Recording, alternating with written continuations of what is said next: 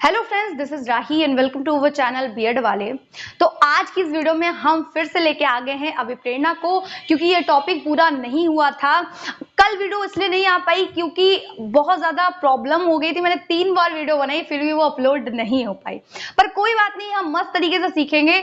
मैंने इससे पहले 3 वीडियोस को अपलोड किया हुआ है। पहली वीडियो में मैंने अर्थ की बात की थी, जिसमें मैंने बताया था कि अभिप्रेरणा को ही हम लोग मोटिवेशन कहते हैं, और जो मोटिवेशन शब्द है वो लैटिन भाषा के मोटम से बना हुआ है, जिसका क्या अर्थ है, गति में रहना या क्रिया करते रहना। ठीक है, या हम कह सकते हैं कि एक ऐसा प्रेरक बल है जो हमें किसी क्रिया को करने के लिए क्या करता है, या अपनी नीड्स को या अपनी डिजायर्स को फुलफिल करने के लिए हमें अभिप्रेरित करता है या पुश करता है। या हमने देखी थी एक परिभाषा जो स्किनर कहते हैं कि जो हमारा मोटिवेशन है वो एक राष्ट्रीय राजमार्ग की तरह है। ठीक है, अगर हम अच्छे से अभिप्रेरित हैं तो हमारी लर्निंग की गाड़ी यानी अधिगम की गाड़ी बहुत तेज दौड़ेगी।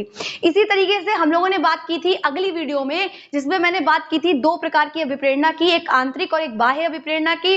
फिर मैंने बात की थी अभिप्रेरणा के चक्र की, जिसमें मैंने बात की थी सबसे पहले हमारी आवश्यकताएं होती हैं, वो हमें गति प्रदान करती हैं, गति के बाद हम उत्तेजित होते हैं, फिर हम लक्ष्य निर्देशित व्यवहार करते हैं, फिर हम क्या करते हैं, अपने अचीवमेंट को पा लेते हैं यानी अपने गोल को पा लेते हैं, फिर रिडक्शन ऑफ अराउजल हो जाता है यानी उत्तेजना की कमी हो जाती है, फिर जब हमारे पास दूसरी नई नीड आती है तब हम क्या करते हैं, काम करना शुरू करते हैं।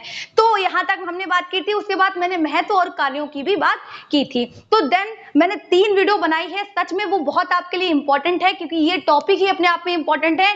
मैं लगातार चल रही हूं और आपको पेपरों में कभी भी किसी तरीके की प्रॉब्लम नहीं होगी। मैं सारे ही प्रीवियस ईयर मतलब अच्छे से करवा दूंगी, कोई टेंशन नहीं है, क्योंकि मैंने देखा है महात्मा ज्योतिबा फुले रुहेलखंड जो यूनिवर्सिटी है उसमें मैंने YouTube पे कई ज्यादा चीजें सर्च की पर मुझे नहीं मिली, पर मुझे प्रॉब्लम फेस करनी पड़ी। इसके लिए आपको प्रॉब्लम फेस करने की कोई जरूरत नहीं है। ठीक है, तो मैं आप लोगों का सपोर्ट साथ बिल्कुल दूंगी। तो चलिए हम लोग आज देख लेते हैं कि अभिप्रेरणा की विधियां क्या है यानी टेक्निक्स क्या है।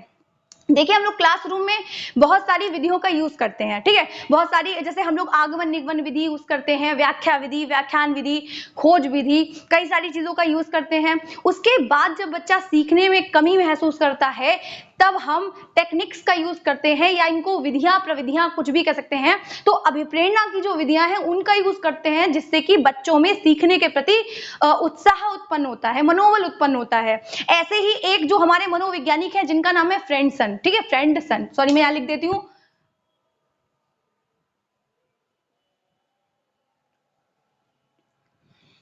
ठीक है, तो उनका नाम क्या है, फ्रेंडसन है, जिन्होंने क्या कहा है कि अगर हमें बच्चे को अच्छी लर्निंग करवानी है, अगर हमें बच्चे को अच्छी लर्निंग करवानी है तो हमें उसे अच्छा मोटिवेट करना होगा। आप लोग समझ पा रहे हैं कि हमें अच्छे अधिगम के लिए प्रभावशाली उत्प्रेरणा की आवश्यकता होती है। यानी हम जितनी अच्छी तरीके से बच्चे को मोटिवेट कर पाएंगे, मनोबल उसका बढ़ा पाएंगे, उतना ही अच्छा वो सीख पाएगा, लर्निंग कर पाएगा। ठीक है, अब आइए हम लोग कुछ देख लेते हैं। तो फ्रेंडसन ने ही कुछ विधियों को बताया है, उनको हम एक्सप्लेन करते हैं। अब देखिए, सबसे पहले आता है पुरस्कार एवं दंड। तो देखिए, पुरस्कार एवं दंड के बारे में सबसे पहले बताया था शिक्षा मनोविज्ञान के जो जनक है जिनका नाम है थॉर्नडाइक, उन्होंने बताया था। तो अगर हम बात करें तो जो हमारा पुरस्कार एवं दंड है इसको एक मुख्य विधि माना जाता है। ठीक है, तो जब बच्चा कोई अच्छे काम करता है, अच्छा परफॉर्मेंस करता है क्लास में, या हम कह सकते हैं हमारी लाइफ में भी ऐसा होता है कि जब हम अच्छे काम करते हैं तो हमें रिवॉर्ड्स मिलते हैं। वो अलग फॉर्म में होते हैं लेकिन हमें रिवॉर्ड्स मिलते हैं। ऐसे जस्ट क्लासरूम में भी होता है कि जब बच्चा अच्छा परफॉर्म करता है तो उसे रिवॉर्ड्स मिलते हैं, और जब कोई बच्चा गलत काम करता है या फिर समाज के विपरीत काम करता है तो क्या होता है, या सोसाइटी के विपरीत काम करता है या वहां के वातावरण के विपरीत काम करता है तो क्या होता है, उसे दंड दिया जाता है। ऐसे ही हम कह सकते हैं कि जब जो टीचर है वो कभी भी पुरस्कार और दंड देते समय, यानी कोई भी अगर वो रिवॉर्ड दे रहा है या हम कह सकते हैं दंड दे रहा है, तो कभी भी उसको पक्षपाती नहीं होना है। देखिए, एज अ टीचर आपको ध्यान रखना है कि आपको ना कोई काला, ना कोई गोरा, ना मेरा बेटा, ना तेरा बेटा। कुछ लोग होते हैं तो कहते हैं मेरे बेटे का ध्यान रखना। ठीक है, तो एज अ टीचर होने के नाते आप उसका ध्यान रखने मत बैठ जाइएगा। आपको अगर ध्यान रखना है तो आप कक्षा के सभी बच्चों का ध्यान रखेंगे। ऐसा नहीं है कि जो बच्चा पढ़ने में अच्छा है आप उसको प्रोत्साहित किए जा रहे हैं और ज्यादा ताकि आपका नाम हो जाए, वो तो ऑलरेडी पढ़ने में अच्छा ही है। लेकिन जो बच्चा अपनी फील्ड में अच्छा नहीं कर पा रहा है, एक टीचर का काम होता है, एक मनोवैज्ञानिक ने कहा है, एक टीचर का काम होता है कि केवल उस बच्चे को ना देखना, ठीक है ना, आप आप अच्छे बच्चे को नहीं देखेंगे, मेरा तो काम यही है कि हम अच्छे बच्चे को नहीं देखेंगे, हम उस बच्चे को देखेंगे जो क्लासरूम में अच्छा नहीं कर पा रहा है। क्यों? क्योंकि हम वही करने गए हैं कि वो किस तरीके से सीख पाए और अपनी लाइफ में बेहतर कर पाए। एक हमारा जीवन का यानी एक टीचर के जीवन का यही उद्देश्य होता है कि बच्चा किस तरीके से अपने लाइफ को समझ पाए, अपने जीवन के संघर्ष को कैसे भी करके मैनेज करना सीख जाए। ठीक है, तो आपको क्या करना है, पक्षपाती बिल्कुल नहीं होना है, क्योंकि एक मम्मी पापा ही होते हैं, जैसे इतना प्यारा बच्चा होता है उन्हें, फिर भी वो एक टीचर को सौंप जाते हैं क्योंकि उन्हें लगता है कि हमसे ज्यादा ख्याल ये टीचर रख सकते हैं, है ना। तो आपको उस बात को माइंड में सेट करके रखना है कि वो जो मम्मी पापा इतनी प्यार करते हैं जिस औलाद को, वो आपको सौंप के गए हुए हैं। तो आपको बिल्कुल भी पक्षपाती नहीं होना है। कौन सी जाति का है, कौन से धर्म का है, कौन से कुल का है, इस बात से आपको कोई फर्क नहीं पड़ना चाहिए। देन उसके बाद अगर हम लोग बात करें तो जो आपका रिवॉर्ड होना चाहिए वो ज्यादा महंगा नहीं होना चाहिए। अब महंगे की क्या बात है, तो अगर आपका जो रिवॉर्ड है यानी आपका जो भी आप दे रहे हैं, जैसे आपने उसको एक ट्रॉफी दे दी, तो जब आप उसको ट्रॉफी दे रहे हैं तो अगर वो ज्यादा महंगी हुई, एक्सपेंसिव हुआ, या उसको बहुत ज्यादा उसने उस ट्रॉफी ने प्रोत्साहित कर दिया, तो वो क्या करेगा, उसके अंदर लालच की भावना आ जाएगी। इसलिए कभी भी जो साइकोलॉजिस्ट हैं, जो मनोवैज्ञानिक हैं, वो कहते हैं कि बच्चे के अंदर यानी आपको पुरस्कार ऐसा नहीं रखना है जिससे कि बच्चे के अंदर एक लालच की भावना उत्पन्न पैदा हो जाए। इसलिए आपको ऐसे रिवॉर्ड्स रखने हैं, लेकिन ऐसे मत रखिए जिससे कि बच्चे केवल सीखने के लिए काम ना करें, केवल रिवॉर्ड के लिए काम करने शुरू कर दें, है ना। ऐसा तो नहीं करना है। तो हमारे जीवन का क्या उद्देश्य है, बच्चे को सिखाना है, तो इसीलिए हम क्या करेंगे, हम ऐसे रिवॉर्ड्स देंगे जिससे कि बच्चा रिवॉर्ड के लिए काम ना करे, केवल उनको पुश करने के लिए, उनको रीइंफोर्स करने किया जाएगा केवल। ठीक है, जो प्राइज है हमारे, उनको क्या किया जाएगा, उनको देकर बच्चे को केवल रीइंफोर्स किया जाएगा, ना कि बच्चे को कंडीशन कर दिया जाएगा कि आप केवल इसी के लिए बने हैं, प्राइज के लिए बने हैं, जैसे तैसे पढ़ लो। यानी जीवन में सीखना उद्देश्य, उनके मन में ये बात डाल देनी है कि उनके जीवन का लक्ष्य क्या है, किसी चीज को सीखना है, ना कि केवल एक प्राइज जीतना उनके जीवन का उद्देश्य रह जाना चाहिए।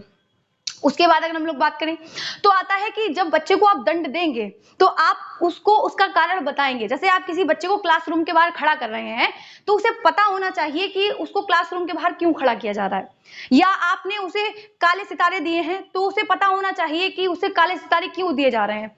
या अगर मार भी रहे हैं, देखिए पनिशमेंट का प्रावधान कहीं नहीं है। जितनी भी पॉलिसीज हैं या जितने भी साइकोलॉजिस्ट हैं या चाइल्ड साइकोलॉजी भी हमारी यही कहती है कि मारने का प्रावधान कहीं नहीं है। बच्चा या कह सकते हैं जो मनुष्य है वो एक मनमौजी प्राणी है, वो खुद से सीख लेगा। वो अपने आप, अगर आप उसको कुछ नहीं सिखाते, एक बच्चा है जिसको ना पढ़ाया जाता है ना कुछ बताया जाता है, वो तब भी सरवाइव करना सीख जाता है। ये कैसे होता है, तो यानी पनिशमेंट का कोई प्रावधान नहीं है। लेकिन अभिप्रेरणा की विधि में कभी कभी बच्चे क्या करते हैं, वो जो व्यवहार में परिवर्तन हो रहा है ना, तो आसपास का नेगेटिव जो वातावरण हो जाता है उससे उनकी मोरालिटी कम होने लगती है। उनमें जो नैतिक जो गुण हैं वो कम होने लगते हैं, और जब नैतिक गुण कम होंगे तो उनमें असामाजिकता आने लगती है। इसीलिए कभी कभी दंड विधि का भी प्रयोग किया जाता है वैसे, लेकिन इस विधि का बिल्कुल असीमित मात्रा में प्रयोग ना करके सीमित मात्रा में प्रयोग करेंगे, यानी बहुत कम, जब आपको आवश्यकता लगे तभी आप दंड विधि का प्रयोग करेंगे, उससे पहले नहीं। और आप बच्चे को दंड देते समय यानी उसको मारते समय या जो भी आप पनिशमेंट दे रहे हैं उसे कारण बताएंगे कि उसे क्यों डांटा जा रहा है, मारा जा रहा है। नहीं होना चाहिए, उसकी जितनी गलती होगी आप उसको उतना ही दंड देंगे। ठीक है, ऐसा नहीं है कि उसने केवल एक पन्ना फाड़ दिया और आपने उसको मार मार के ठीक कर दिया। तो यानी जब आप वो गलती करेगा तो पनिशमेंट की मात्रा भी कम होगी, और ज्यादा से ज्यादा आपको ये ध्यान रखना है कि पनिशमेंट आपको देना ही नहीं है। आवश्यकता पड़ने पर आप थोड़े से ही दंड का प्रयोग करेंगे, नहीं तो आपकी जो नौकरी है उस पर बात आ सकती है। ऐसा प्रावधान में लिखा हुआ है। जो पॉलिसीज है हमारी यही कहती हैं कि अगर आपने बच्चे को आंख भी दिखा दी तब भी आप गए। ठीक है, तो यहाँ पे हम देख रहे हैं कि जो पुरस्कार है उसके अंदर क्या क्या आ सकता है। कोई टॉफी देना हो सकता है, आप एक पेन दे सकते हैं, आप उसकी पीठ थपथपा सकते हैं या मुस्कुरा सकते हैं, या कह सकते हैं कि आप उसकी बताई हुई चीजों को बोर्ड पे डिनोट कर सकते हैं। तो ये सारी चीजें उसके अंतर्गत आ जाती हैं। अब दैट्स हम उसके बाद अगर बात करें तो दंड में क्या आ जाता है, तो दंड में आता है कि उसे खड़ा कर सकते हैं, उसको मार सकते हैं, थोड़ा बहुत मार सकते हैं। ऐसा नहीं कि आपने डंडे से उसको सुझा दिया, ऐसा बिल्कुल नहीं करना है। तो खड़ा कर दिया या फिर हाथ ऊपर करके खड़ा कर दिया, क्लास के बाहर खड़ा कर दिया, ऐसा आप थोड़ा बहुत उसको दंड दे सकते हैं। उसके बाद अगर हम लोग बात करें तो मैं बता ही चुकी हूं कि आवश्यकता पड़ने पर ही आप दंड का प्रयोग करेंगे। देखिए दोनों का ही लक्ष्य, यानी हम पुरस्कार की की बात करें या दंड की बात करें, ये जितनी भी विधियां हैं इसमें एक पक्ष पॉजिटिव होगा, एक पक्ष नेगेटिव होगा, लेकिन दोनों का ही हमारी जिंदगी में भी ऐसा होता है, हमारी लाइफ में भी ऐसा होता है कि पॉजिटिव और नेगेटिव चीजें हमें दोनों ही को ही समझना पड़ता है, वरना हमें समझ में नहीं आएगा कि अच्छा क्या है और बुरा क्या है। हम कंपैरिजन से ही तो समझते हैं ना, तो दोनों का ही हमारे जीवन में महत्व है। इसीलिए दोनों ही क्या करते हैं, इन दोनों का ही लक्ष्य क्या है, उद्देश्य क्या है कि बच्चे के व्यवहार में परिवर्तन करना है। और हमने पढ़ा था कि जब अधिगम होता है, जब हम लर्निंग करते हैं तब भी व्यवहार में परिवर्तन होता है, यानी दोनों कहीं ना कहीं जुड़े हुए हैं। बच्चे के व्यवहार में अनुकूलित और अच्छा और स्वाभाविक परिवर्तन लाने में सहायता प्रदान करते हैं ये जो हमारी विधियां हैं। उसके बाद अगर हम बात करें जो स्मिथ हैं, वो स्मिथ आते हैं, तो स्मिथ एक मनोवैज्ञानिक हैं।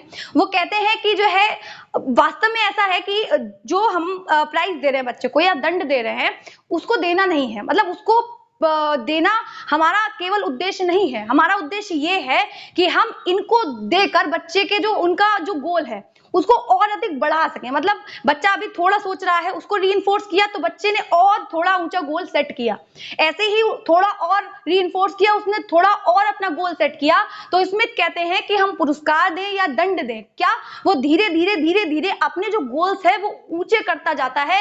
इन दोनों को देने का बस यही उद्देश्य है। उसके बाद हमारे सेवर्ड आते हैं, तो वो ये कहते हैं कि दोनों का ही एक इंपॉर्टेंट रोल रहता है, लेकिन अगर बात करें तो पुरस्कार जितना कम एक्सपेंसिव कह सकते हैं, कम महंगा होगा, लेकिन देखने में आकर्षक होगा, वो उतना प्रभावशील होगा। और दंड की अगर हम बात करें तो दंड जितना कठोर होगा, जितना ज्यादा कठोर होगा, कठोर का मतलब है बच्चे के हिसाब से, आप ऐसा नहीं कह सकते हैं दंड का मतलब आप किसी और वे में मत समझ लीजिएगा, लेकिन दंड से तात्पर्य यह है कि जितना ज्यादा कठोर होगा वो उतना ज्यादा प्रभावशील होगा। क्योंकि बच्चे को ना प्रेशर होता है कि कल टीचर ना मेरे डंडा मारेंगे तो मैं पढ़ के चलूं, समझ रहे हैं ना, लेकिन आप मारेंगे नहीं, सिर्फ उस डर को बनाने की कोशिश करेंगे, ठीक है ना। लेकिन ऐसे भी डर को नहीं बनाएंगे कि बच्चा आपसे पूछना ही छोड़ दे, है ना। लेकिन आप समझ पा रहे हैं ना, आप जो मैं कहने की कोशिश कर रही हूँ। तो यहाँ पे मैं बता सकती हूँ कि जब आप बच्चे को पुरस्कार देते हैं या फिर रिवॉर्ड्स मिलते हैं बच्चे को, तो वो सबसे पहले घर में जाता है, 10 जगह गाता है कि आज मुझे पेन मिला, आज मुझे रिवॉर्ड मिले। तो यानी उसके अंदर मतलब मस्तिष्क में एक अच्छी सी मधुर स्मृति रह जाती है, यानी कहीं ना कहीं उसके अंदर ये बात, आत्मविश्वास उसके अंदर ये डेवलप हो रहा है कि हाँ मैं भी अपनी लाइफ में कुछ कर सकता हूँ या कर सकती हूँ।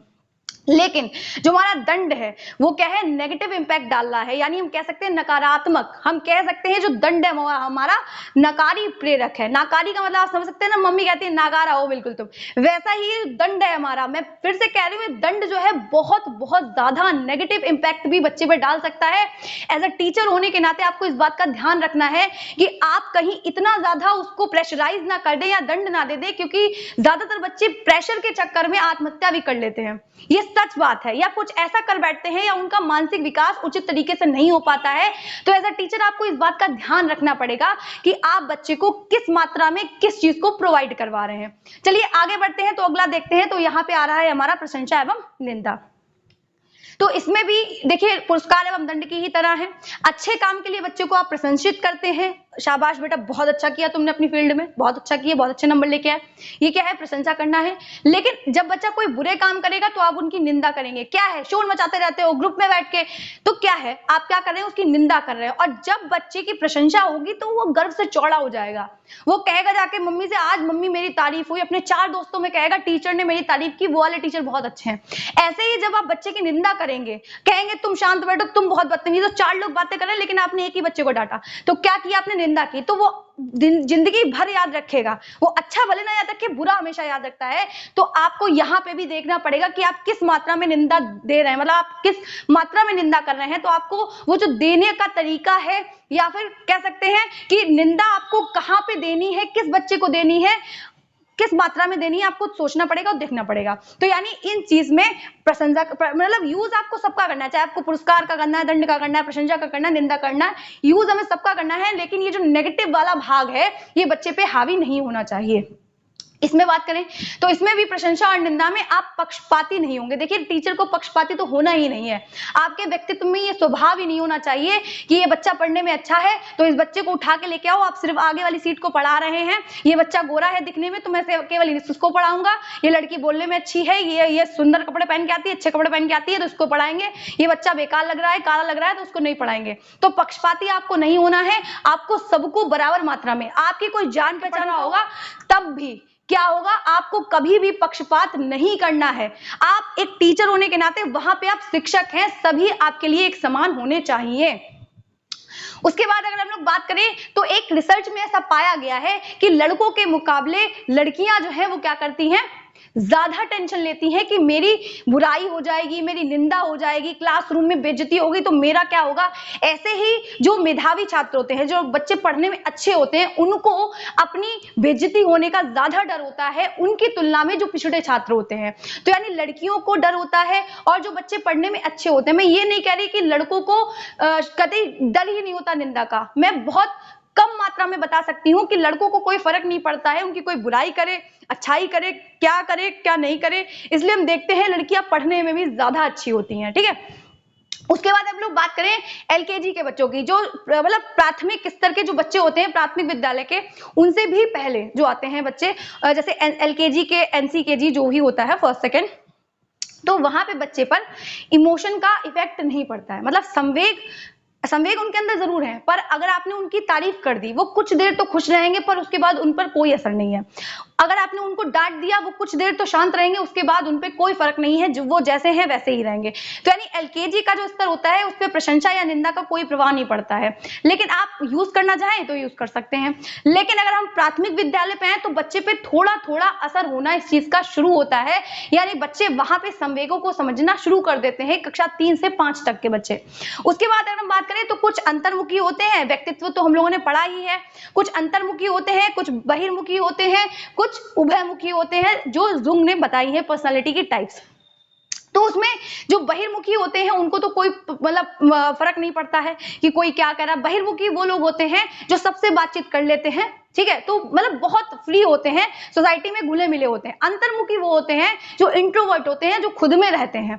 तो आप जब निंदा कर रहे हैं ना, तो ये जो निंदा का प्रभाव है वो अंतर्मुखी व्यक्ति पे ज्यादा पड़ रहा है। जो बच्चा क्लासरूम में किसी से बात नहीं करता, आपने उसकी बुराई कर दी या उसको डांट दिया, तो वो ऑलरेडी किसी से बात नहीं करता था, वो और डिप्रेशन में चला जाएगा। तो आपको as a philosopher, as a psychologist, as a teacher, यानी एक टीचर तो सब कुछ होता है, तो अपना एक प्रोस्पेक्टिव बनाना है, अपना एक दृष्टिकोण बनाना है कि कौन सा बच्चा, क्योंकि ऑब्जर्व करना है आपको, हर एक प्रत्येक बच्चे का ध्यान रखना है और देखना है कि कौन सा बच्चा बहिर्मुखी है, अंतर्मुखी है, उभयमुखी है, और उसके ही अकॉर्डिंग आपको फीडबैक सभी को प्रोवाइड करवाना है। उसके बाद हम लोग बात करें तो बच्चे की जो इंडिविजुअल डिफरेंसेस है उनका भी ध्यान रखना है प्रशंसा और निंदा देते समय। ऐसा नहीं है एक लोअर आईक्यू वाला बच्चा है और एक हाई आईक्यू का बच्चा है, आप उन दोनों की कंपैरिजन करने में लगे पड़े हैं। क्यों?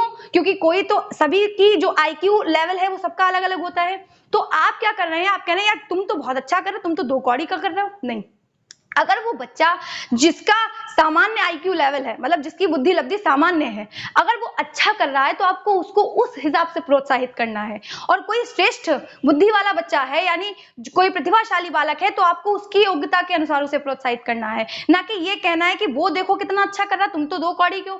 आप पूरा डिपेंडेंट, मतलब बच्चे की जो ग्रोथ है वो पूरी शिक्षक पे डिपेंड करती है। तो आप क्या करेंगे, दोनों को ही उसके लेवल के अकॉर्डिंग, दोनों को का मतलब है कि पूरी क्लास को उनकी योग्यता के, उनकी क्षमता के, उनकी इंटरेस्ट के अकॉर्डिंग ही ढालेंगे और उनको उसी तरीके से पुश करेंगे या प्रोत्साहित करेंगे। ठीक है, उसके बाद अगर हम लोग बात करें तो आप क्या करेंगे, उनको उनके मानसिक लेवल के अकॉर्डिंग, मतलब हर बच्चे का लेवल नहीं आगे हो सकता ना ज्यादा हो सकता, तो हर बच्चे को उसके मानसिक स्तर के अनुसार आप क्या कहेंगे, उनके गोल को सेट करने में आप क्या करेंगे, प्रोत्साहित करेंगे। ठीक है, अब आइए हम लोग तीसरा देखते हैं। तो तीसरा हमारा आता है सफलता एवं असफलता। देखिए, जीवन एक संघर्ष है, ऐसा तो हो नहीं सकता कि हमें सफलता मिले असफलता ना मिले। लगातार लोग सोचते रहते हैं यार कि मैं लगातार सफल होता जाऊं, असफल ना हूं, लेकिन दोनों ही हमारे जीवन के एक पहलू हैं। जैसे सिक्के के 2 पहलू होते हैं ना, वैसे ही हमारे जीवन के ये 2 पहलू हैं और हमें दोनों का ही, जैसे अगर हमें हमारे पास सुख आता रहे तो हमें पता, मतलब समझ में ही नहीं आएगा, खाली सुख सुख आता रहेगा। जब हमारे पास दुख आता है तब हमें पता चलता है कि सुख का क्या मजा है। तो ऐसे ही सफलता और असफलता दोनों ही हमारे जीवन के भाग हैं, जो कि अगर व्यक्ति को लगातार सफलता मिलती रहती है, लोग सफलता को इसीलिए अच्छा मानते हैं क्योंकि जब कोई व्यक्ति लगातार सफल होता रहता है, उसे सक्सेस मिलती रहती है, तो वो क्या करता है, उसे लगता है कि अब मैं और कर सकता हूं, और कर सकता हूं, लगातार उसे लगता रहता है। जैसे एक व्यक्ति ने एग्जाम को क्वालिफाई कर लिया, एक नीचे लेवल का जो एग्जाम है वो क्वालिफाई कर लिया, तो उसे लगता है कि यार मैं ऊपर वाला भी क्वालिफाई कर लूंगा, ठीक है। जैसे आप लोगों ने सीटेट क्वालिफाई कर लिया तो आपको लगता है कि यार अब मैं स्टेट भी निकाल ही लूंगा, ठीक है। वैसे ही क्या है, आप स्टेप बाय स्टेप बढ़ते हैं, लेकिन कहीं आप स्टेप पे नहीं चढ़ पाए, असफल हो गए उस स्टेप पे चढ़ने में, यानी आप एक बार फेल हो गए। लोगों को फेल होने से बहुत ज्यादा डर लगता है, लेकिन एक्चुअली फेलियर भी, क्योंकि इस चीज को सोसाइटी ने बहुत बड़ा कर दिया है। फेल होना कोई गलत या गुनाह नहीं है, फेल होना भी एक अच्छी बात है। लोग कहेंगे पता नहीं कैसी बातें करी, ये रियलिटी है। अगर हम फेल नहीं होंगे तो हमें अपनी गलतियों का एहसास कैसे होगा। लेकिन बच्चे को इतना प्रेशराइज कर दिया जाता है, इतना कह दिया जाता है कि यार तुम अपनी लाइफ में अच्छा नहीं कर रहे, तुम फेल कैसे हो गए, तुम्हारे रिजल्ट में रेड मार्क कैसे लग गया, तो बच्चे में इस चीज को लेके प्रेशर आ जाता है। कहीं ना कहीं ये एक उत्प्रेरक का काम कर सकता है, अच्छा काम कर सकता है, लेकिन प्रेशर में आके कोई काम अच्छे से नहीं किया जा सकता। तो यानी सफलता और असफलता दोनों ही इंपॉर्टेंट रोल निभाते हैं। सफलता हमें आगे बढ़ने के लिए पुश कर रही है, और असफलता क्या कर रही है, हमें हताश कर रही है, निराश कर रही है। और इंसान किसी काम को कर रहा है, उससे दूर भागने लगता है, उसे लगता है अब हमें करना ही नहीं, क्वालिफाई नहीं करना, अब हमें कुछ नहीं करना, ऐसा लगने लगता है उसे। लेकिन आप यहाँ पे टीचर का क्या काम है, यहाँ पे टीचर का रोल आता है या फिर पेरेंट्स का रोल आता है, ताकि बच्चे को थोड़ा सा रीइंफोर्स की जरूरत होती है। क्योंकि अगर बच्चा रिजल्ट लेके आ रहा है और उस पर कोई रिस्पॉन्स नहीं कर रहा है, तो बच्चा फिर कभी मेहनत नहीं करेगा, ठीक है। तो यानी एक टीचर को भी लगातार फीडबैक देने की जरूरत होती है, एक टीचर को भी फीडबैक की जरूरत होती है, जो कि बच्चों से मिलता है, या कोई भी व्यक्ति इस दुनिया का, सभी को फीडबैक की जरूरत होती है। तो कुल मिला के बात करें कि असफलता और सफलता दोनों ही हमारे जीवन के भाग होते हैं। अब देखिए, यहाँ पे हम बात करें तो हर बच्चे को आप उसके मानसिक स्तर के अनुसार देखेंगे, जानेंगे, पहचानेंगे। और जो जैसे अगर कोई लोअर आईक्यू का बच्चा है और वो नहीं कर पा रहा, कोई पिछड़ा बच्चा है समझ लिया, तो पिछड़ा अगर कोई बालक है और वो अपनी लाइफ में अच्छा नहीं कर पा रहा है, तो आप उसमें जो इंटरेस्ट है ऑब्जर्व करेंगे, उसके इंटरेस्ट को देखेंगे, जानेंगे। क्योंकि बच्चा छोटा होता है, उसे कुछ नहीं पता होता है कि हमें किधर जाना है, किधर नहीं जाना है। तो एक टीचर, एक शिक्षक होने के नाते आपको क्या करना है, उसके इंटरेस्ट को देखना है, आप उसके इंटरेस्ट को देखेंगे, उसकी रुचियों को देखेंगे कि वो किस फील्ड में अच्छा कर सकता है, तो आप उसको उस दिशा के लिए निर्देशित करेंगे। आप बताएंगे कि बेटा तुम इस फील्ड में बढ़ो आगे, तुम अपनी लाइफ में अच्छा करोगे। एटलीस्ट आप उसे इतना बता दें कि वो अपनी लाइफ में सरवाइव कर पाए, ठीक है। आप कहीं पे भी पक्षपाती नहीं होंगे। यहाँ पे हम बात करें तो स्कूल के जो कार्य होते हैं, स्कूल के कार्य में भी पक्षपात नहीं होना चाहिए, और उसमें विविधता होनी चाहिए। विविधता का मतलब है ऐसा नहीं होना चाहिए कि तुम्हें ये सब्जेक्ट लेना कंपलसरी है, ऐसा बिल्कुल भी नहीं है। बच्चे अपने अनुसार, अपनी योग्यता के अनुसार, अपनी रुचियों के अनुसार सब्जेक्ट का चयन कर सकें, या जो कार्य हो रहे हैं या जो को करिकुलर एक्टिविटी हो रही है, जो एक्टिविटीज जो भी हो रही हैं, बच्चे का इंटरेस्ट नहीं है तो बच्चा नहीं करेगा। ये नहीं है कि आप लगातार उसको प्रेशर दिए जा रहे हैं कि करोगे कैसे नहीं, अगर तुम्हें इंटरेस्ट नहीं है भाषण में तो कौन देगा, तो ऐसा बिल्कुल नहीं करना है। बच्चे का ऐसा नहीं है कि कोई सारे बच्चे बैठे हुए हैं, कोई भी किसी एक्टिविटी में नहीं ले रहा है इंटरेस्ट, वो अलग चीज है। वहां पे आप बच्चों को प्रोत्साहित कर सकते हैं।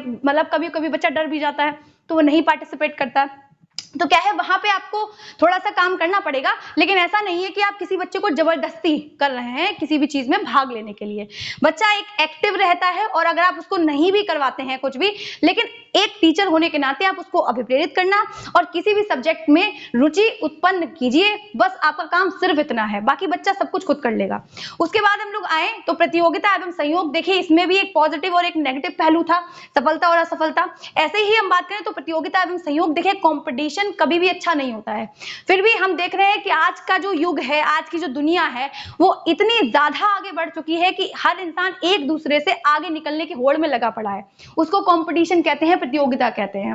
और कहीं ना कहीं ये क्लासरूम तक भी पहुंच गया है, सोसाइटी, समाज में ही यही चल रहा है। देखिए, कहते हैं विद्यालय समाज का छोटा रूप है, तो बच्चे को पहले समझाया जाता था कि समाज कैसा है।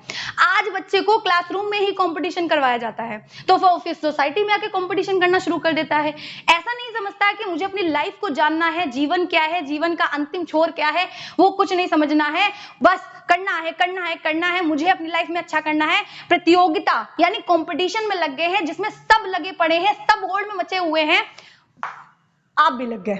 ठीक है, बच्चे को क्या किया जा रहा है, सिर्फ एक रोबोट बनाया जा रहा है आजकल की आधुनिक प्रणाली में। और मतलब ये सच बात है कि जो बच्चा है उसको ये नहीं बताया जा रहा कि उसे अपने जीवन का लक्ष्य कैसे प्राप्त करना है, या उसे सीखने के लिए प्रोत्साहित नहीं किया जा रहा है, उसे सिर्फ रटाने पे बात दी जा रही है। लेकिन हमारी जो न्यू एजुकेशन पॉलिसीज हैं वो कई हद तक इस बारे में बात करती है कि बच्चे को सिखाने पे जोर दो, रटाने पे नहीं। उनकी भी बात करेंगे। तो आइए अब यहाँ पे थोड़ा सा टॉपिक से भटक गए थे। तो यहाँ पे देखते हैं प्रतियोगिता यानी कॉम्पिटिशन। कभी भी क्लासरूम में कंपटीशन की बात नहीं की जाती है, देखिए। लेकिन जब कंपटीशन है तो आप कहेंगे कि यार अभिप्रेरणा की वीडियो में तो फिर कंपटीशन को रख क्यों दिया गया? तो इसलिए रख दिया गया है। क्यों? क्योंकि यहाँ पे कभी कभी जो हमारा कंपटीशन है वो प्रेरक का काम कर देता है।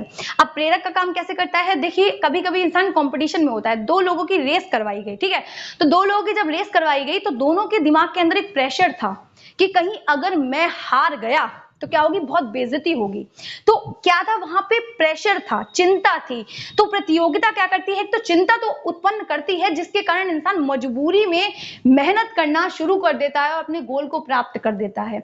हालांकि कंपटीशन नेगेटिव है, लेकिन फिर भी जब इंसान चिंता में होगा तो वो मेहनत करेगा ही करेगा, ठीक है। उसके बाद देखिए, प्रतियोगिता जो है वो दो प्रकार की होती है। एक तो व्यक्तिगत होती है। व्यक्तिगत में क्या किया जाता है, एक तो बच्चा खुद से कंपैरिजन करेगा कि अभी मैंने 70 लाए थे, अगली बार मैं 100 लाऊंगा। उसी व्यक्तिगत में एक और होता है कि बच्चा खुद की कंपैरिजन किसी एक बच्चे से कर रहा है। क्लासरूम में एक बच्चा फर्स्ट हमेशा आता था, तो क्लासरूम का दूसरा बच्चा ये सोच रहा है कि मैं इस बच्चे से ज्यादा नंबर लेके आऊंगा, वो भी व्यक्तिगत में ही आ जाता है। अब देखिए सामूहिक में क्या आता है, तो सामूहिक में समूह में होता है जो कंपटीशन होता है, प्रतियोगिताएं होती हैं। लेकिन जो हमारा सामूहिक होता है उसमें एक टीचर का बहुत इंपॉर्टेंट रोल होता है, क्योंकि जब सामूहिक रूप से प्रतियोगिता होती है तो बच्चों में मनमुटाव आ जाता है, एक दूसरे के प्रति झगड़े, घृणा, द्वेष, ईर्ष्या आ जाती है। क्यों? क्योंकि हर बच्चा होड़ में होता है कि मुझे आगे निकलना है, मुझे अपनी लाइफ में आगे करना है। तो जब ऐसा सब कुछ होता है तो वहां पे कक्षा में ही असामाजिकता आने लगती है।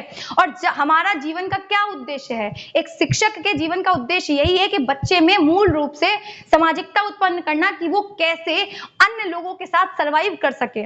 लेकिन जब हम कक्षा में ही ऐसा वातावरण उत्पन्न कर दे रहे हैं कि बच्चे में असामाजिकता आ रही है, तो हमें क्या करना है? हमें वहां पे उन विधियों का प्रयोग कम करना है जो असामाजिकता उत्पन्न कर रही हैं, ताकि वो कल को सोसाइटी में जाके प्रॉब्लम क्रिएट ना कर दें।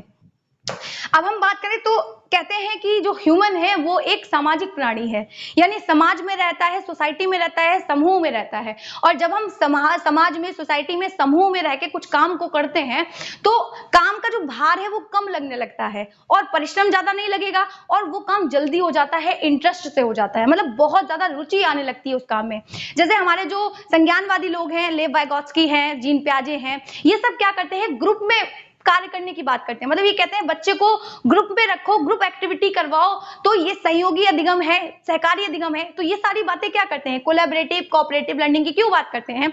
ये इसलिए कहते हैं क्योंकि बच्चा जब साथ में सीखेगा तो टीचर का भी भार कम हो जाएगा। टीचर के भार कम करने से यहाँ पे मतलब ही नहीं है, क्योंकि टीचर का रोल मेहनत करने का है, वो चलिए छोड़ दीजिए, लेकिन तब भी टीचर का थोड़ा सा भार कम हो जाता है और बच्चे एक्टिविटी करके सीखते हैं, बच्चों में इंटरेस्ट आता है और उनमें सामाजिकता बढ़ती है। जब आपस में बातचीत करेंगे और उनके जो लेवल, अलग अलग बुद्धि के जो स्तर हैं और अलग अलग जो इंटरेस्ट हैं, अलग अलग कल्चर हैं, अलग अलग जो जितनी भी चीजें हैं, तो उनको आपस में मतलब एक बहुत अच्छा विकास हो जाता है उनका, ठीक है। जब सब साथ में मिलते हैं तो बहुत अच्छा विकास हो जाता है, कुछ नया क्रिएट होता है। तो यहाँ पे कह रहे हैं कि सहयोग की भावना बच्चे में उत्पन्न की जानी चाहिए। देखिए यहाँ पे सहयोग बहुत ज्यादा इंपॉर्टेंट मायने रखता है, हालांकि दोनों ही चीजें मायने रख रही हैं, लेकिन प्रतियोगिता की जो भावना है वो बच्चे में ज्यादा अंदर ना रह जाए। मतलब ऐसा नहीं आपको प्रोत्साहित कर देना है कि बच्चा सिर्फ कंपटीशन के लिए दौड़ता रहे, थोड़ी थोड़ी मात्रा में सभी चीजों का प्रयोग करना है और जो पॉजिटिव साइड है आपको उसका ज्यादा ध्यान रखना है। उसके बाद बात करें तो एक जो मैस्लो हैं, जो हमारे शिक्षा मनोवैज्ञानिक भी हैं, तो उन्होंने बात की है कि कुछ उन्होंने हायरार्की दी है ठीक है, मोटिवेशन की। तो उसमें वो कहते हैं कि सबसे पहले इंसान की शारीरिक आवश्यकताएं आती हैं, फिर सुरक्षा की आवश्यकताएं आती हैं, फिर लव एंड बिलोंगिंगनेस आता है। यानी मनुष्य को अपने जीवन में शारीरिक आवश्यकताओं के साथ में सुरक्षा की जो आवश्यकता है उसके साथ में प्यार, सहयोग और सद्भावना भी चाहिए। यानी उनकी जो नीड है, जब तक सहयोग की भावना पूरी नहीं होगी, साथ साथ में कोई प्रेम व्यवहार करने वाला नहीं होगा, तब तक क्या होगा, उसका पूर्ण व्यक्तित्व विकसित नहीं हो सकता। इसलिए अभिप्रेरणा में एक स्टेप ये भी है, एक विधि ये भी है कि आप बच्चे में प्रतियोगिता के द्वारा भी प्रेरक का उपयोग कर सकते हैं, और सहयोग तो उत्पन्न करना, मतलब सहयोग भी एक बहुत अच्छा प्रेरक है जो बच्चे को सीखने में मदद कर सकता है। अब आइए हम लोग और आगे जानते हैं, जिसमें आता है प्रगति का ज्ञान। प्रगति का ज्ञान की मतलब ये है कि बच्चे को या किसी भी व्यक्ति को जब अपनी प्रगति का ज्ञान होता है, जैसे आप एक ऐप इंस्टॉल कर रहे हैं और आपने ऊपर जो नोटिफिकेशन आता है जिसमें आपने देखा आधा ऐप इंस्टॉल हो गया है और आधा ऐप इंस्टॉल नहीं हुआ है, तो आप में थोड़ा सा धैर्य रहता है कि जब ये पूरा इंस्टॉल हो जाएगा तब एक ऐप मेरे पास आ जाएगा। ठीक है, तो क्या है, वहां पे क्या हुआ है, आपको प्रगति का ज्ञान हो रहा है कि अभी इतनी हो गई है, अभी इतना और हो जाएगा तो मैं कर लूंगा। जस्ट वैसे ही यहाँ पे क्या है, बच्चे को प्रगति का ज्ञान करवाना। यानी बच्चा क्या करेगा, जब उसे प्रगति का ज्ञान होगा, जैसे आप लोगों ने देखा होगा जो हमारा करिकुलम होता है, करिकुलम के अंतर्गत जो हमारी पाठ्यचर्या होती है, यानी जो हमारा सिलेबस होता है, उसमें क्या होता है, बच्चे को सिलेबस पहले ही बता दिया जाता है कि इतना इतना इतना तुम्हें पढ़ाया जाएगा। तो अगर टीचर 2 चैप्टर पढ़ा देता है तो कुछ बच्चे ऐसे भी होते हैं जो 3rd चैप्टर पढ़ के आते हैं ताकि वो टीचर के उत्तर का जवाब दे सके।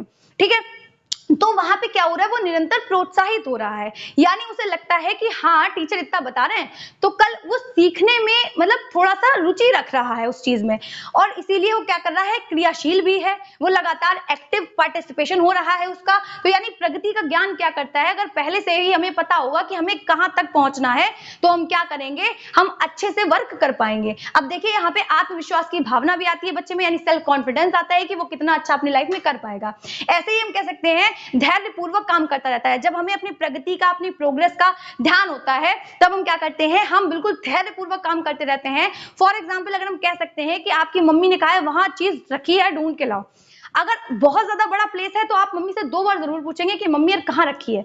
लेकिन अगर आपका रूम है और मम्मी ने कह दिया मैंने उसके आसपास देखी थी, तो आप धैर्य रख के उस चीज को ढूंढते रहेंगे और आपको वो चीज मिल जाएगी। तो यानी हम क्या कह रहे हैं कि जब हमें पता होता है कि एक निश्चित क्षेत्र में वो चीज रखी है, तो क्या होगा, हमें वो चीज प्राप्त करने में धैर्य पूर्वक हम उस चीज को प्राप्त कर लेते हैं, यानी किसी ना किसी तरीके से हम प्राप्त कर लेते हैं। ऐसे बच्चे को जब पता होगा कि उसका गोल क्या है, उसका लक्ष्य एक्चुअली है क्या, ठीक है, और उसे पता होगा कि इतना पढ़ने के बाद मैं ये गोल अचीव कर लूंगा, यानी मैं इतना सीख जाऊंगा, तो क्या होगा, बच्चा धैर्यपूर्वक, मतलब धैर्यपूर्वक, आप समझ पा रहे हैं ना, मतलब कोई जल्दबाजी नहीं, आराम आराम सीखेगा, कोई दिक्कत नहीं है। देखिए एक जो मनोवैज्ञानिक है जिनका नाम थॉर्नडाइक है, और उन्हीं के साथ एक और मनोवैज्ञानिक है जिनका नाम जड़ है, वो कह रहे थे, उन्होंने पता एक एक्सपेरिमेंट किया। एक्सपेरिमेंट में उन्होंने क्या किया, एक सामान्य बच्चे को रखा और वहीं दूसरे बच्चे को एक मशीन के सामने रखा, मतलब मशीन के सामने रखा, और जिसपे क्या लगा था, शीशा लगा हुआ था। तो दोनों को एक्सपेरिमेंट कर रहे हैं, एक बच्चे को खड़ा किया है मशीन पे जिसके सामने शीशा लगा है, और एक बच्चे को ऐसे ही सामान्य रूप से अभ्यास करवा रहे हैं।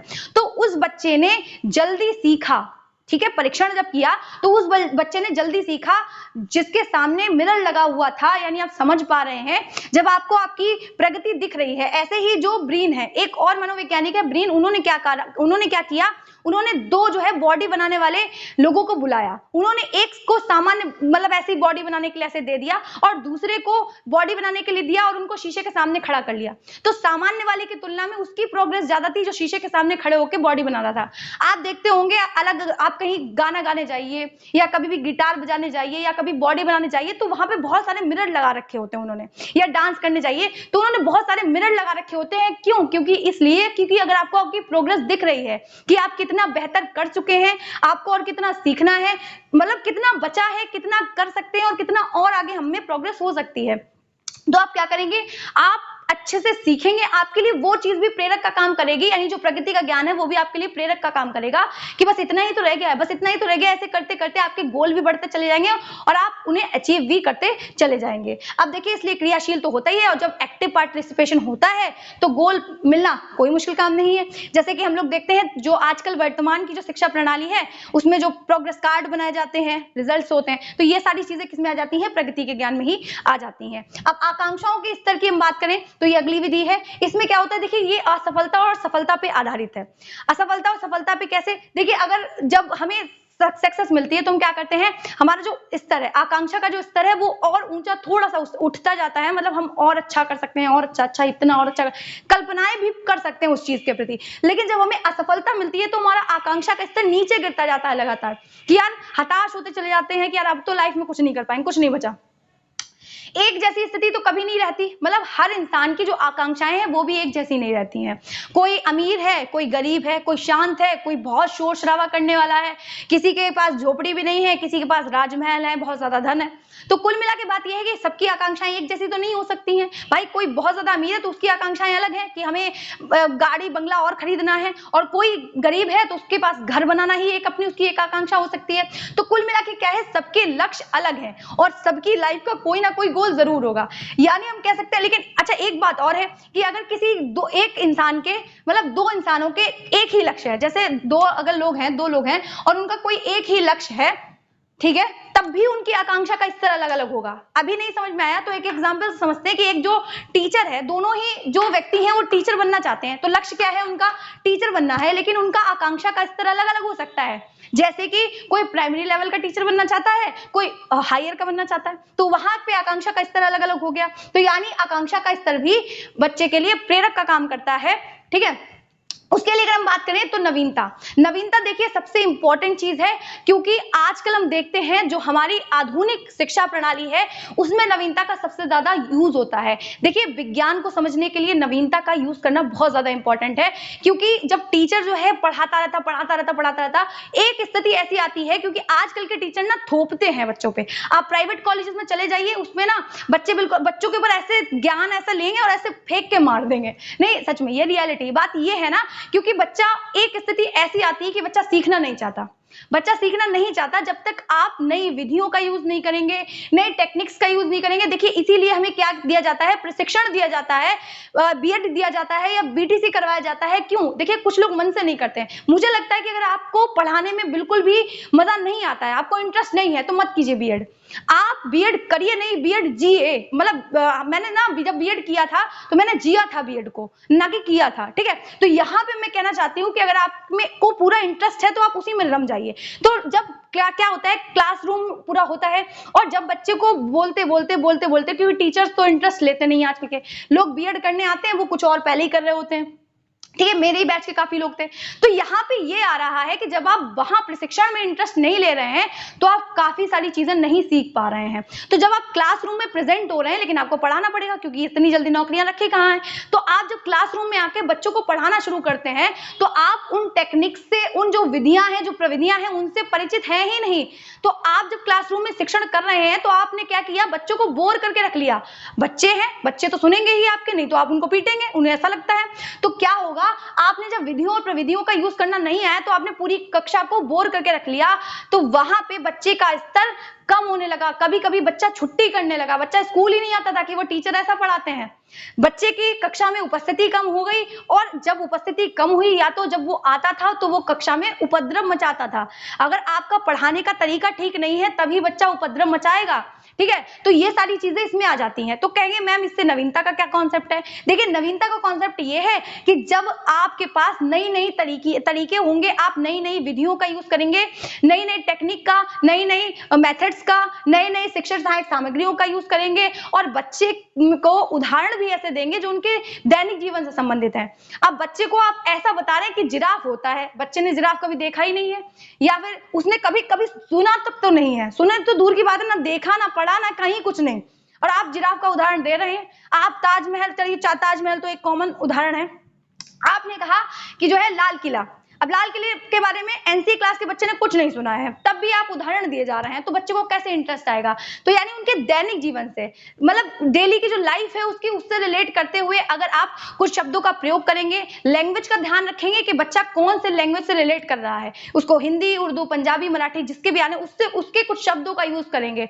नवीन टेक्निक, मतलब जो नए तरीके हैं उनको, शिक्षा की जो नई विधियां हैं, प्रविधियां हैं, उनका यूज करेंगे। और सबसे मोस्ट इंपॉर्टेंट चीज आती है, शिक्षा शिक्षण सहायक सामग्री यानी टीएलएम का यूज करेंगे, जिससे कि आप बच्चे को जो रियल चीजें हैं उनसे परिचित करवा सकते हैं। और अच्छा, बच्चा बोर हो जाता है इसलिए क्योंकि हम लोग जो है विज्ञान की जो मतलब विज्ञान है, जैसे वहां पे अगर उसके लिए प्रयोगशाला नहीं होगी तो बच्चा एक्सपेरिमेंट रटेगा क्या? बच्चे को एक्सपेरिमेंट रटने के लिए दे देते हैं, ना कि करने के लिए, इसलिए बच्चे को दिक्कत होती है। तो वहां पे नवीनता लाने की जरूरत है, यानी विज्ञान में हमें प्रयोगशाला का निर्माण करने की जरूरत है। ऐसे ही जो हिस्ट्री है वहां पे भी हमें भ्रमण की जरूरत है, लेकिन बच्चों को बाहर ले जाके स्रोतों का ज्ञान नहीं करवाया जाता है, या फिर जो हम देखते हैं संग्रहालयों में कभी भी भ्रमण करने के लिए नहीं ले जाया जाता है, किताबी ज्ञान रटवा दिया जाता है, बच्चा रट लेता है, फिर उसे दिक्कत होती है, इसीलिए वो रोता भी है। ठीक है, सॉरी। अब देखिए यहाँ पे देखते हैं जो नवीनता है उसमें एक बात और आती है कि बच्चे में, जैसे मैंने बात कर ली कि बच्चा क्लासरूम में था और क्लासरूम में आपने पढ़ा तो दिया और आपने नवीन तरीकों का यूज नहीं किया, तो बच्चा कभी भी प्रेरित नहीं होगा और वो कभी भी सीखने के लिए तैयार नहीं होगा। जो हमारे टीचिंग लर्निंग एड होते हैं यानी टीएलएम होते हैं, यानी जो सहायक सामग्रियां होती हैं, वो हमेशा क्या होती हैं, हमारी सबसे अच्छी प्रेरक होती हैं। ये 3 प्रकार की हैं, श्रव्य, दृश्य और दृश्य श्रव्य दोनों। यानी इन सभी का क्या होता है, जिसमें बच्चे को जो चीजें हैं, जैसे ताजमहल है तो ताजमहल का एक छोटा रूप अगर आप बच्चे को दिखा पा रहे हैं, मतलब एक पत्थरनुमा आप लेके आ रहे हैं मीनार और कह रहे हैं बच्चे देखो ऐसे ताजमहल दिखता है, तो बच्चा रिलेट कर पा रहा होगा कि हाँ बड़ा सा भी ऐसा कोई होगा। ठीक है, तो जब आप उसका छोटा मिनिएचर मतलब वर्जन दिखाते हैं तो बच्चा रिलेट कर पाता है कि हाँ रियल लाइफ में ये भी होगा। जैसे मैंने एक छोटे से बच्चे को दिखाया, मैंने जब वेजिटेबल नेम पढ़ाया तो मैंने कहा कि ये पोटैटो है तो पोटैटो दिखाया, मैंने कहा ये कैरेट है तो बोला कैरेट दिखाया, लेकिन ब्रिंजल पे हाथ रखते हुए, ब्रिंजल नहीं था मेरे घर पे तो मैंने कहा ब्रिंजल, मैंने इस पे रख के खाली ब्रिंजल पढ़ा दिया, तो बच्चा पता है क्या कह रहा है, ये कहाँ है, इसको भी दिखाओ। अब मैंने कहा मैं सब्जी वाली थोड़ी हूँ, ठीक है, तो ये बात थी वहां पे। तो यानी बच्चे में रुचि आती है, बच्चे खुद समझने लगते हैं कि जो चीजें हमारी किताबों में है तो वो क्या हो रहा है, वो रियल में भी हो सकती हैं।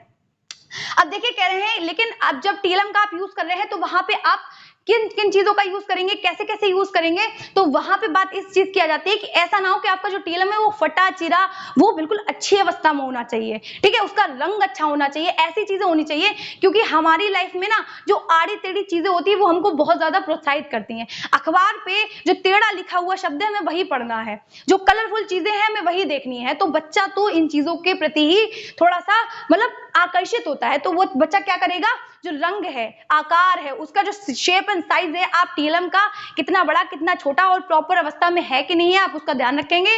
और जो शिक्षा जो हम लोग आईसीटी का जो ज्ञान लेते हैं, मतलब जो कंप्यूटर है, कंप्यूटर लैब्स को भी बनाया जाना चाहिए। ठीक है, क्योंकि बच्चों में पूरे स्टेप्स को रटवा दिया जाता है और कंप्यूटर लैब में लेके नहीं जाया जाता है, तो उसमें भी बच्चों को दिक्कत होती है। तो यानी आईसीटी का आप यूज करेंगे, यानी इंफॉर्मेशन कम्युनिकेशन टेक्नोलॉजी का भी यूज नवीनता में ही आता है। उसके बाद अगर हम बात करें रुचि की, तो सबसे इंपॉर्टेंट चीज आती है कि आप एक शिक्षक होने के नाते बच्चे में कितनी रुचि उत्पन्न कर पाए। यानी आपको क्या करना है, इंटरेस्ट क्रिएट करना है, फिर वो आपके ऊपर डिपेंडेंट हो, मतलब आपके ऊपर डिपेंड करता है कि वो आप व्याख्यान विधि से कर रहे हैं, प्रदर्शन विधि से कर रहे हैं, किस विधि का यूज कर रहे हैं, वो आप पे डिपेंड है। ठीक है, कि आप किस तरीके से, कौन से लेवल, मतलब कौन से स्तर का बच्चा है, आप कौन सी शिक्षण सहायक सामग्रियों का मेथड या टेक्निक का यूज कर रहे हैं, जिससे कि बच्चा खुश हो पा रहा है या सीखने के लिए तत्पर हो पा रहा है। उसके बाद हम लोग बात करें तो कक्षा का वातावरण बच्चे के व्यक्तित्व के विकास के लिए, क्योंकि कहते हैं ना कि बच्चे का जो विकास होता है या बच्चे की जो भी मतलब व्यक्ति जो है उसका जो निर्माण है वो हेरिडिटी से हुआ है और काहे से हुआ है, हमारा इन्वायरमेंट से हुआ है। तो इन्वायरमेंट यानी जब बच्चा देखो एक परिवार में उसको इन्वायरमेंट मिलता है, लेकिन हम कह सकते हैं सोसाइटी का जो उसको माहौल मिलता है वो उसको क्लासरूम में ही मिलता है। तो जब उसको क्लासरूम में, कक्षा में कुछ ऐसा माहौल मिलता है तो उसके व्यक्तित्व का अच्छे से विकास होता है। इसीलिए एक टीचर को मतलब इस बात का ध्यान रखना चाहिए कि कक्षा का जो वातावरण हो वो उचित और सकारात्मक हो, क्योंकि वो भी एक प्रेरक का काम करता है। अगर सारे ही बच्चे प्रॉपर तरीके से अच्छे से पढ़ रहे हैं तो वो जो एक बच्चा नहीं पढ़ रहा है वो भी रुचि लेना शुरू कर देगा। ठीक है, तो आपको ऐसा माहौल बनाना है कि हर बच्चा पढ़ने में रुचि ले। ठीक है, तो आज की इस वीडियो में इतना ही रखते हैं, और अगर आपने पहले वाली वीडियोस को नहीं देखा है तो देख लीजिएगा। अगर वीडियो आपको अच्छी लग रही हो तो वीडियो को लाइक कीजिएगा, चैनल को सब्सक्राइब कीजिएगा, और अगर आप इस चैनल पर बने रहेंगे तो आपको जरूर बेनिफिट मिलेगा। मिलते हैं नेक्स्ट वीडियो में, तब तक के लिए जय हिंद।